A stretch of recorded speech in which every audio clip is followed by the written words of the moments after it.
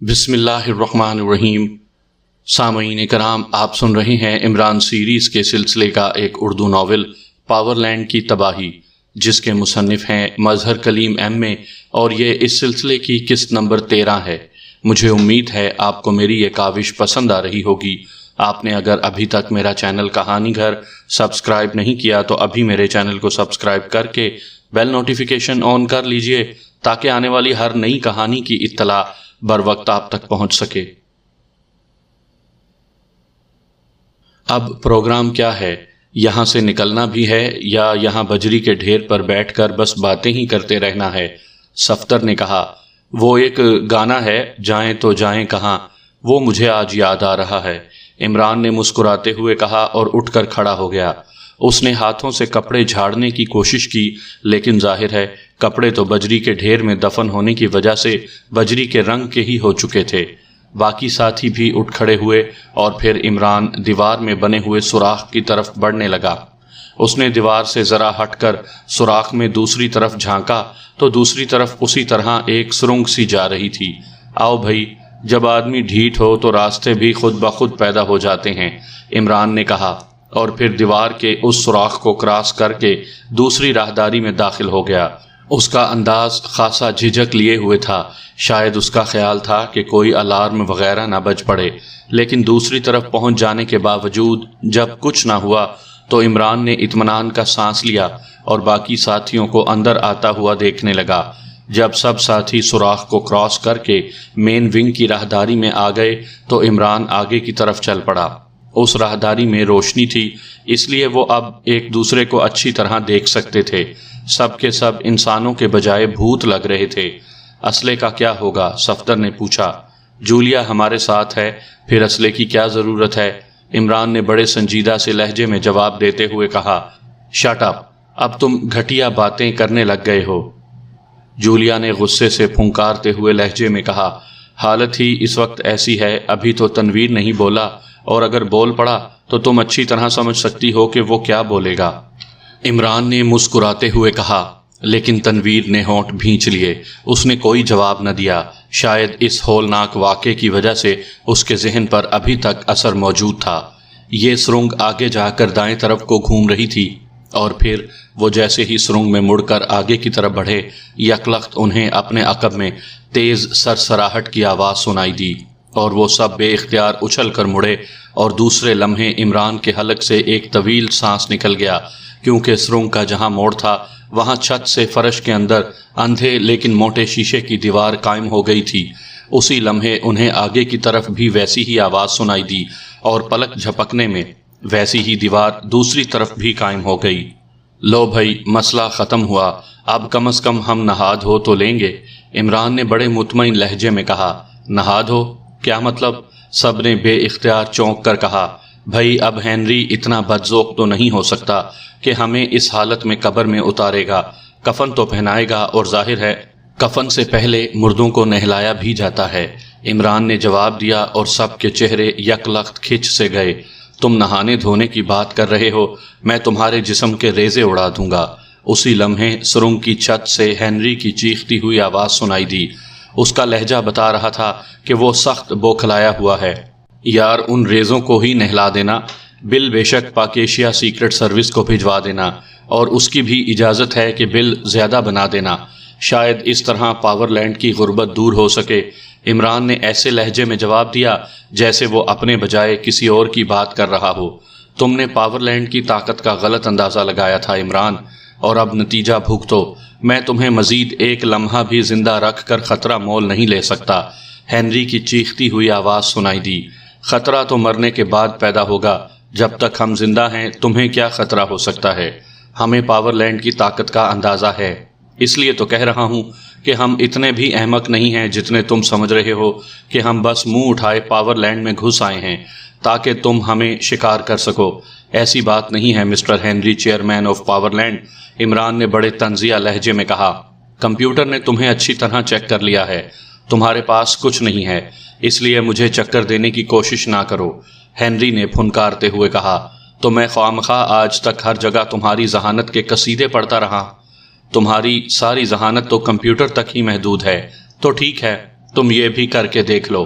عمران نے انتہائی طنزیہ لہجے میں کہا، تمہارے مقدر میں فنا ہونا لکھ دیا گیا ہے، ابھی اور اسی وقت، اسی لمحے اور بس۔ ہنری نے اسی طرح چیختے ہوئے کہا، اور دوسرے لمحے سرنگ کی چھت سے کھٹ کھٹ کی تیز آوازیں ابھریں، اور اس کے ساتھ ہی سرنگ کا وہ حصہ جس میں یہ لوگ موجود تھے تیز سرخ رنگ کی شعاؤں میں جیسے نہا سا گیا۔ سرخ شعاؤں کے پیدا ہوتے ہی عمران اور اس کے ساتھیوں کے حلق سے بے اختیار چیخیں نکلیں، اور دوسرے لمحے ان کے جسموں نے اس طرح آگ پکڑ لی جیسے وہ گوشت پوست کے بجائے پٹرول کے بنے ہوئے ہوں۔ عمران اور اس کے ساتھیوں نے بے اختیار نیچے گر کر زمین کے ساتھ اپنے جسم کو رگڑنا شروع کر دیا تاکہ آگ بجھ سکے، لیکن بے سود۔ آگ لمحہ با لمحہ تیز ہوتی گئی، اور سرنگ میں انسانی گوشت جلنے کی سرانڈ کے ساتھ ساتھ ان کے حلق سے نکلنے والی خوفناک چیخیں پھیلتی گئیں۔ ہنری کے حلق سے مسلسل کہکہے بلند ہو رہے تھے۔ وہ اس طرح کہکہے لگا رہا تھا جیسے اسے زندگی کی سب سے بڑی خوشی میسر آ گئی ہو۔ سامنے اسکرین پر سرنگ کا منظر موجود تھا جس میں عمران اور اس کے ساتھیوں کے جسموں سے آگ کے شعلے نکل رہے تھے، اور وہ چیختے ہوئے فرش پر لوٹ پوٹ ہو رہے تھے۔ ہا ہا ہا، آخرکار پاور لینڈ جیت گیا، وکٹری وکٹری، ہنری نے کرسی سے اٹھتے ہوئے تقریباً ناچتے ہوئے کہا۔ اسی لمحے دروازہ کھلا اور ہیری اندر داخل ہوا۔ وہ ہنری کو اس طرح ناچتے اور کہکہا لگاتے دیکھ کر بے اختیار ٹھٹک کر رک گیا۔ دروازہ کھلتے ہی سکرین پر سے منظر خود بخود غائب ہو گیا تھا۔ او ہیری، تم نے دروازہ کھول کر کمپیوٹر آف کر دیا۔ ہنری نے سکرین پر سے منظر غائب ہوتے ہی چونک کر کہا۔ کمپیوٹر؟ کون سا کمپیوٹر باس؟ ہیری نے حیران ہوتے ہوئے پوچھا۔ مین ونگ کی سرنگ کا الیکٹرو فیس کمپیوٹر۔ اس کا سسٹم ہی ایسا ہے کہ تازہ ہوا کا جھونکا اسے آف کر دیتا ہے۔ ہنری نے دوبارہ کرسی پر بیٹھتے ہوئے کہا۔ او، تو الیکٹرو فیس کمپیوٹر ورک کر رہا تھا؟ سوری باس، میں تو زیرو ونگ کے کیمو فلاجنگ کی رپورٹ دینے آیا تھا باس۔ ابھی تک وہاں سے ان لوگوں کے جسموں کا کوئی حصہ دستیاب نہیں ہوا، ہیری نے سہمے ہوئے لہجے میں کہا، اور دوسرے لمحے ہنری کے کہکہے سے وہ چھوٹا سا کمرہ گونج اٹھا۔ ہیری ایک بار پھر ہنری کو اس طرح کہکہا لگاتے دیکھ کر حیران ہو گیا، کیونکہ ہنری انتہائی سنجیدہ آدمی تھا۔ تمہیں وہ کیسے مل سکتے تھے؟ البتہ اب ان کی جلی ہوئی لاشوں کی راکھ تمہیں مین ونگ کی سرنگ میں پڑی مل جائے گی۔ وہاں جاؤ، وہاں سے ان کی راکھ اکٹھی کر کے لے آؤ، میں انہیں محفوظ رکھوں گا، وہ پاور لینڈ کی فتح کی سب سے بڑی نشانی بنے گی۔ ہنری نے ہنستے ہوئے کہا۔ میں سمجھا نہیں باس۔ ہیری بدستور حیران تھا۔ وہ اس انداز میں ہنری کو دیکھ رہا تھا جیسے اسے اس کی دماغی حالت پر شک ہو رہا ہو۔ تم سمجھ بھی نہیں سکتے۔ سنو، عمران اور اس کے ساتھی تمہارے میگنٹ زیرو آپریٹس کے آن ہونے سے پہلے ہی زیرو ونگ اور مین ونگ کی مشترکہ سرنگ میں پہنچ گئے تھے۔ وہ چونکہ زیرو ونگ کے مین سیکشن سے نکل آئے تھے، اس لیے سرنگ پوری طرح تباہ نہ ہوئی اور وہ لوگ بچ گئے۔ ادھر اس خوفناک دھماکے نے مین ونگ کے اسپیشل کمپیوٹر کو بھی خراب کر دیا اور درمیانی دیوار ٹوٹ گئی۔ مجھے اس کی خرابی کی اطلاع ملی تو میں اسے ٹھیک کرنے کے لیے یہاں آیا۔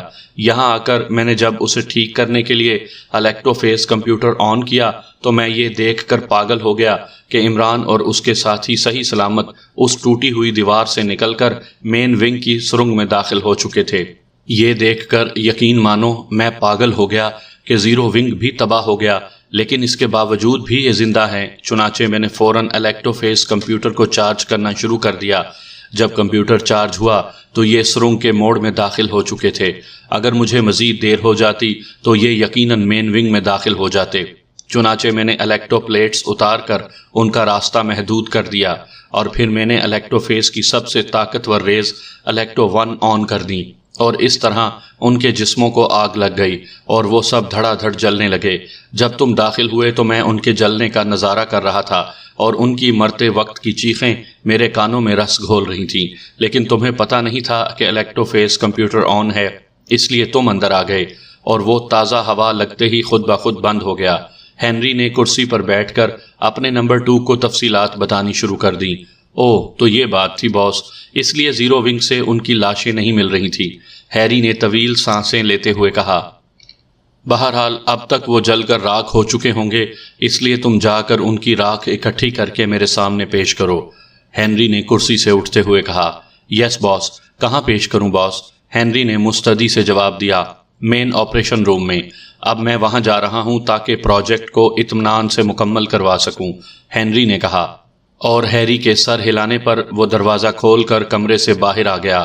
ہیری اس کے پیچھے پیچھے باہر آیا اور پھر ہنری دائیں طرف مڑ گیا اور ہیری بائیں طرف کو مڑا اور تیزی سے آگے بڑھنے لگا تاکہ مین ونگ کے زیرو روم سے سرنگ میں جا کر عمران اور اس کے ساتھیوں کی لاشوں کی راکھ سمیٹ سکے۔ مختلف کمروں سے ہوتا ہوا وہ زیرو روم میں پہنچا اور گیٹ کھول کر اس نے سرنگ میں قدم رکھا اور تیزی سے آگے بڑھ گیا۔ عمران اور اس کے سب ساتھی واقعی جان کنی کے عالم میں فرش پر بری طرح لوٹ پوٹ ہو رہے تھے۔ عمران کے ہونٹ بھنچے ہوئے تھے، لیکن باقی ساتھیوں کے حلق سے نکلنے والی چیخیں سرنگ میں گونج رہی تھیں۔ عمران کو واقعی اس طرح محسوس ہو رہا تھا جیسے اس کا سانس کسی بھی لمحے رک جائے گا۔ جسم کا گوشت جلنے کی وجہ سے درد اور تکلیف کی شدت واقعی اپنے عروج پر تھی، اور اس کے ذہن پر اندھیرے بار بار غلبہ حاصل کرتے اور لمحہ با لمحہ یہ وقفہ بڑھتا جا رہا تھا کہ اچانک اس کے جسم کو ایک جھٹکا سا لگا اور اس کے ساتھ ہی اس کے جسم پر لگی ہوئی آگ یک لخت بجھ گئی، لیکن تکلیف کی شدت میں کوئی کمی واقع نہ ہوئی۔ اس کے ساتھ ہی سرر سرر کی تیز آوازیں بھی سنائی دیں۔ عمران چند لمحے تو آنکھیں کھولے نیم بے ہوشی کے عالم میں پڑا رہا، لیکن دوسرے لمحے وہ اچھل کر کھڑا ہو گیا۔ اس کے سر پر حتیٰ کہ پلکوں کے بال تک جل گئے تھے، جسم پر موجود کپڑے راکھ ہو چکے تھے اور اب وہ ننگا کھڑا تھا۔ اس نے تیزی سے باقی ساتھیوں کی طرف دیکھا تو وہ سب فرش پر بے حس و حرکت پڑے ہوئے تھے اور ان کی آنکھیں کھلی ہوئی تھیں، لیکن آنکھوں کی چمک معدوم ہو چکی تھی۔ جولیا پہلو کے بل دیوار کے ساتھ پڑی ہوئی تھی اور اس کے جسم پر لباس موجود تھا۔ عمران کو معلوم تھا کہ جیسے ہی جولیا حرکت کرے گی وہ لباس راکھ بن کر بکھر جائے گا۔ وہ تیزی سے صفدر کی طرف بڑھا اور اس نے اس کی نبض چیک کی۔ وہ زندہ تو تھا، لیکن اس کا گوشت جگہ جگہ سے جل گیا تھا اور وہ بے ہوش پڑا تھا۔ صفدر کی حالت دیکھ کر عمران کو احساس ہوا کہ ان کی حالت بے حد خستہ ہے، اور اگر فوری طور پر ان کو طبی امداد نہ ملی تو ان کی موت بھی واقع ہو سکتی ہے۔ اندھے شیشے کی دیواریں چونکہ ہٹ چکی تھیں، اس لیے عمران تیزی سے آگے کی طرف دوڑنے لگا۔ گو اس طرح دوڑنے سے اسے خاصی تکلیف محسوس ہو رہی تھی، اور پھر وہ الف ننگا بھی تھا، اس لیے اسے کچھ عجیب سا محسوس ہو رہا تھا، ایسے احساسات جو شاید اس نے اس سے پہلے زندگی میں کبھی محسوس نہ کیے تھے۔ لیکن اس وقت مسئلہ ان احساسات پر غور کرنے کے لیے نہیں تھا۔ نہ جانے یہ آگ کیوں اچانک بجھ گئی تھی اور دیواریں ہٹ گئی تھیں، یہ بات اس کی سمجھ میں نہیں آ رہی تھی، لیکن بہرحال وہ اس موقع سے فائدہ اٹھانا چاہتا تھا، اس لیے تیزی سے دوڑتا ہوا آگے بڑھتا گیا۔ پھر اسے دور سے سرنگ کی اختتامی دیوار نظر آنے لگی۔ ابھی وہ اس دیوار کے قریب پہنچا ہی تھا کہ اچانک اسے ہلکی سی گڑ گڑاہٹ کی آواز سنائی دی، اور اس کے ساتھ ہی دیوار درمیان سے پھٹ کر سائیڈوں میں آدھی سے زیادہ غائب ہو گئی۔ اس طرح درمیان میں ایک دروازہ سا بن گیا۔ عمران بجلی کی سی تیزی سے جھپٹ کر سائیڈ کی دیوار سے لگ گیا۔ دوسرے لمحے ایک نوجوان ہاتھ میں ایک بڑا سا ڈبہ اٹھائے سرنگ میں داخل ہوا اور تیزی سے آگے بڑھنے لگا۔ اس کے آگے بڑھنے کا انداز بتا رہا تھا کہ اس کے ذہن میں یہ تصور بھی نہیں ہے کہ یہاں کوئی آدمی موجود ہو سکتا ہے۔ جیسے ہی اس نے قدم آگے رکھا، عمران کسی بھوکے چیتے کی طرح اس پر جھپٹا۔ اس کا مکہ پوری قوت سے اس نوجوان کی کنپٹی پر پڑا اور وہ چیخ مارتا ہوا اچھل کر سائیڈ کی دیوار سے جا ٹکرایا۔ ڈبہ اس کے ہاتھ سے چھوٹ کر ایک طرف جا گرا۔ عمران نے اچھل کر لات چلائی اور فرش پر گرے ہوئے اس نوجوان کی پسلیوں پر اس کی لات اس پوری قوت سے پڑی تو اس نوجوان کا پھڑکتا ہوا جسم یک لخت ساکت ہو گیا۔ عمران بجلی کی سی تیزی سے آگے بڑھا اور اس نے جھک کر سب سے پہلے اس کی پتلون اتاری۔ نوجوان نے نیچے انڈر ویئر پہنا ہوا تھا۔ عمران نے جلدی سے اس کی پتلون خود پہن لی۔ پتلون پہننے کے بعد اس کے حلق سے اطمینان کا ایک لمبا سانس نکل گیا۔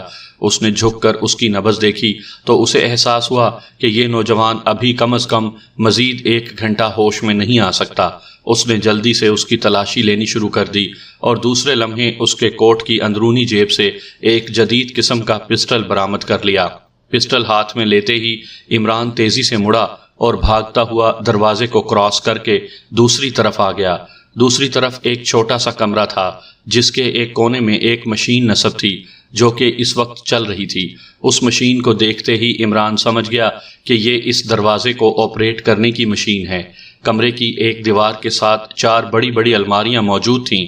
عمران نے آگے بڑھ کر الماریاں کھولیں تو 3 الماریوں میں تو مشینری کے پرزوں کے ڈبے پڑے ہوئے تھے، جبکہ ایک الماری کھولتے ہی اس کی آنکھوں میں چمک سی آ گئی۔ اس الماری کے نچلے خانے میں نیلے رنگ کے کپڑے کے 5 تھیلے پڑے ہوئے تھے، جن میں مشینری ٹائپ کا لیکن چھوٹا چھوٹا سامان بھرا ہوا تھا۔ عمران نے جلدی سے ان تھیلوں کو باہر نکال کر ان میں موجود پرزے فرش پر ڈھیر کیے اور پھر اس نے جھٹکے سے ان تھیلوں کی سائیڈوں کو پھاڑنا شروع کر دیا۔ چند لمحوں میں وہ بڑے بڑے تھیلے چادروں میں تبدیل ہو چکے تھے۔ عمران نے وہ چادریں اٹھائی اور بجلی کسی تیزی سے دوڑتا ہوا وہ واپس سرنگ میں داخل ہوا۔ وہ نوجوان اسی طرح سائیڈ میں بے ہوش پڑا تھا۔ عمران اس کی طرف توجہ دیے بغیر انتہائی تیز رفتاری سے دوڑتا ہوا آگے بڑھتا گیا۔ اسے سب سے پہلے فکر یہ تھی کہ اس کے ساتھی ننگے ہیں، اور اگر جولیا یا دوسرے ساتھیوں کو ہوش آ گیا تو وہ باقی ساری عمر شرمندہ سے رہیں گے۔ اس وقت اس کے نزدیک باقی سب باتوں سے زیادہ اہمیت اپنے ساتھیوں کو کپڑے پہنانا تھا۔ وہ دوڑتا ہوا جلد ہی اس جگہ پہنچ گیا اور اس کے ساتھی ابھی تک بے ہوش پڑے ہوئے تھے۔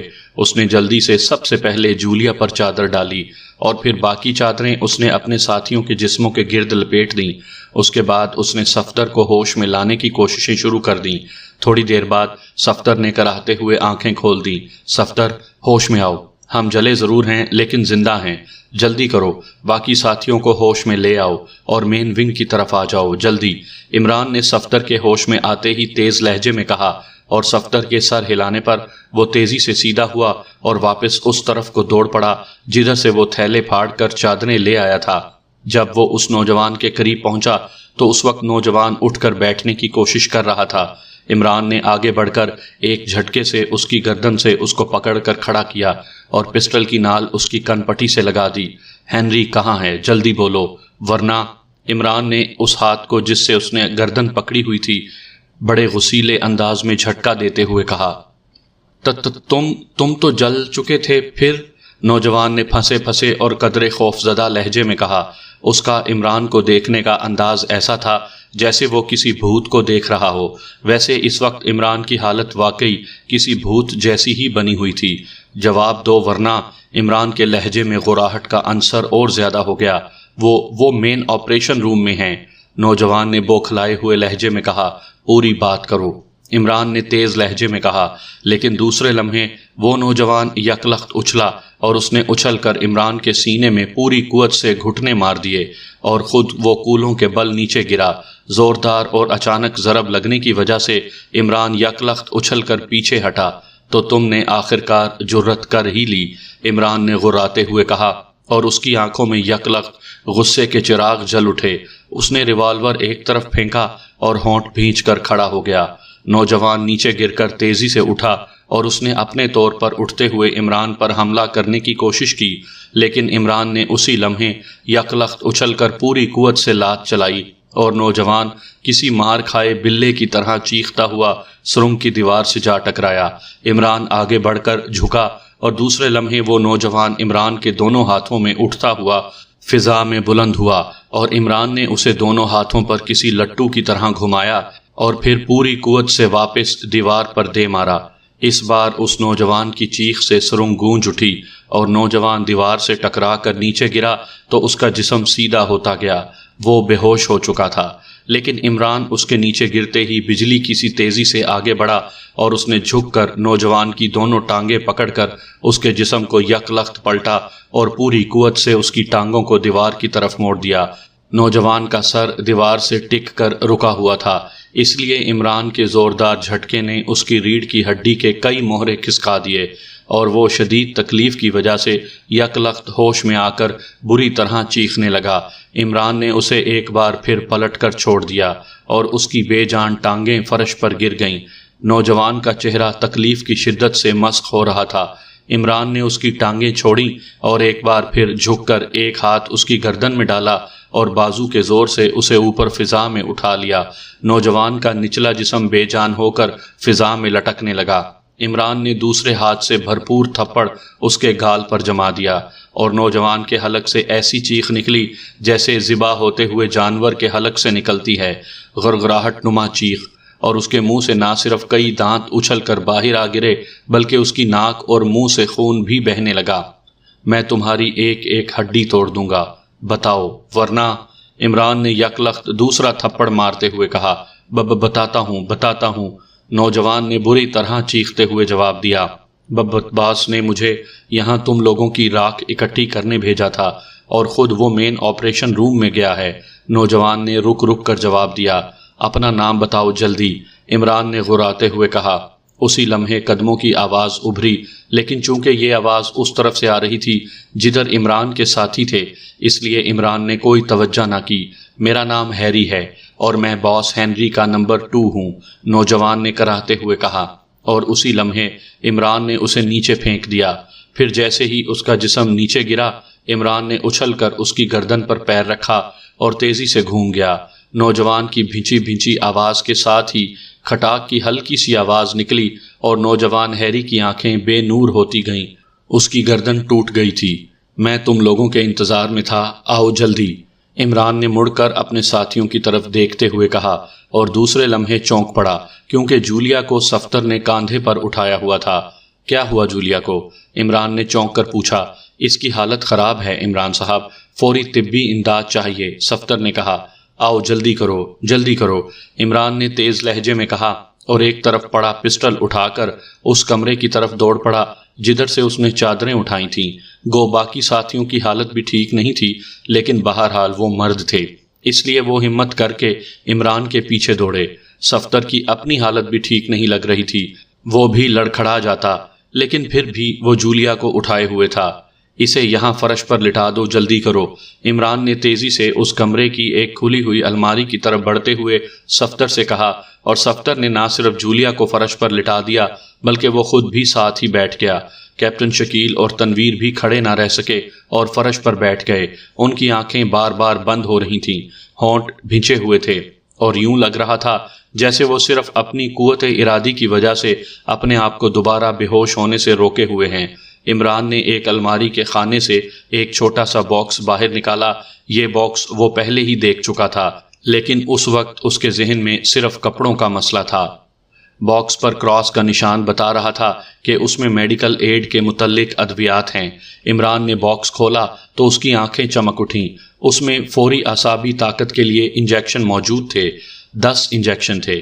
عمران نے جلدی سے سرنج اٹھائی اور ایک ایک انجیکشن بھر کر اس نے پلٹ کر سب سے پہلے جولیا کے بازو میں انجیکشن لگا دیا۔ جولیا کی آنکھیں بند تھیں اور اس کا سانس بے حد آہستہ چل رہا تھا۔ جلے ہوئے چہرے پر تقریباً مردنی سی چھائی ہوئی تھی۔ عمران نے اس کی نبض چیک کی اور پھر جلدی سے دوسرا انجیکشن بھی بھر کر دوسرے بازو میں لگا دیا۔ ایک بار پھر نبض چیک کی تو اس کے چہرے پر اطمینان کے آثار ابھر آئے۔ انجیکشنوں نے اپنا اثر دکھانا شروع کر دیا تھا۔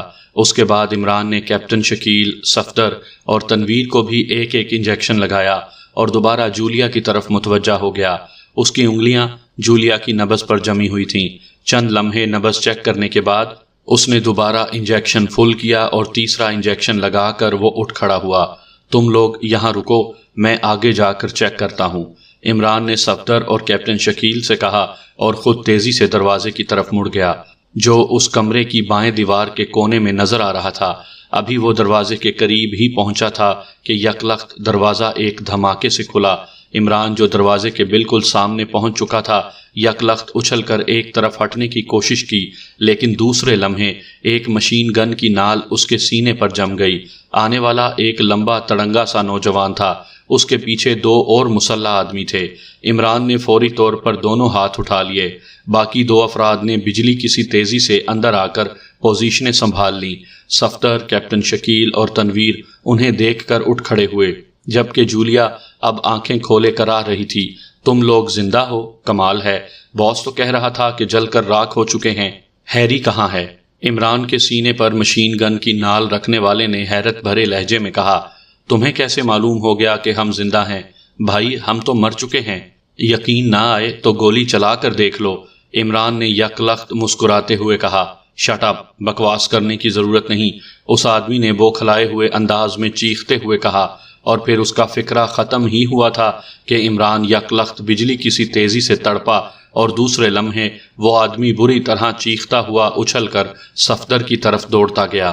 مشین گن عمران کے ہاتھوں میں آ چکی تھی اور اسی لمحے عمران نے گھوم کر اپنے بائیں ہاتھ پر کھڑے مسلح شخص پر فائر کھول دیا۔ اسی لمحے دائیں طرف بھی چیخ سنائی دی اور عمران تیزی سے مڑا اور اس کے لبوں پر مسکراہٹ پھیل گئی، کیونکہ صفدر نے بالکل اس کے اندازے کے عین مطابق اپنی طرف آتے ہوئے آدمی کو دائیں ہاتھ والے مسلح شخص پر واپس اچھال دیا تھا، اور اسی اندازے کی بنا پر ہی عمران نے پہلے بائیں طرف والے پر فائر کھولا تھا۔ صفدر کی ری بیک کرنے سے عمران والا آدمی مسلح شخص سے ٹکرا کر نیچے گرا تھا، اور پھر اس سے پہلے کہ وہ اٹھتے عمران نے ٹریگر دبا دیا، اور وہ دونوں ہی گولیاں لگنے سے چند لمحے مینڈکوں کی طرح فرش پر اچھلے اور پھر ساکت ہو گئے۔ آپ نے فوری طور پر کیوں ایکشن نہیں لیا تھا؟ صفدر نے آگے بڑھ کر مشین گن کو اٹھاتے ہوئے کہا، میں ان کا ذہنی تناؤ ختم کرنا چاہتا تھا، ورنہ ان کی انگلی میری حرکت سے پہلے حرکت میں آ سکتی تھی۔ عمران نے مسکراتے ہوئے جواب دیا، اور صفدر نے سر ہلا دیا۔ کیپٹن شکیل اس دوران بائیں طرف والے شخص کی مشین گن اٹھا چکا تھا۔ جولیا اب اٹھ کر بیٹھ چکی تھی اور لاشعوری طور پر وہ چادر سنبھال کر حیرت سے ادھر ادھر دیکھ رہی تھی۔ صرف عمران کے جسم پر پتلون تھی، جبکہ کیپٹن شکیل، صفدر اور تنویر نے نیلے رنگ کی چادریں سی نچلے جسم پر اوڑھ رکھی تھیں۔ جولیا، اس چھوٹے قد اور دبلے آدمی کی پتلون اور قمیض اتار کر پہن لو، تم یہ ساڑی سینہ سنبھال سکو گی، اور تنویر اور کیپٹن شکیل، تم باقی دو کی پتلونیں اور قمیضیں اتار کر پہن لو، یہ باقی دو تمہارے سائز سے ملتے ہیں، اور صفدر صاحب آپ فی الحال اسی چادر پر ہی گزارا کریں۔ عمران نے مسکراتے ہوئے کہا، یہ چادر بھی غنیمت ہے عمران صاحب۔ صفدر نے مسکراتے ہوئے کہا، غنیمت نہیں، مال غنیمت کہو۔ عمران نے مسکراتے ہوئے کہا۔ تھوڑی دیر بعد جولیا، کیپٹن شکیل اور تنویر تینوں لباس بدل چکے تھے۔ جولیا نے جو پتلون اور قمیض پہن رکھی تھی اس پر گولیوں اور خون کے نشانات تھے، لیکن بہرحال وہ چادر سے بہتر لباس تھا۔ تنویر اور کیپٹن شکیل نے پتلونیں پہن لی تھیں۔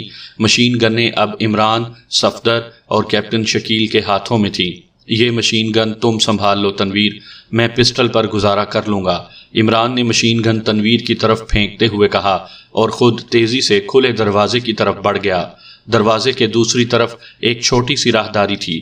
وہ تیز تیز قدم اٹھاتے راہداری کے اختتام پر پہنچے، اور عمران نے اختتام پر موجود بند دروازے کو آہستہ سے دھکیلا تو دروازہ کھل گیا۔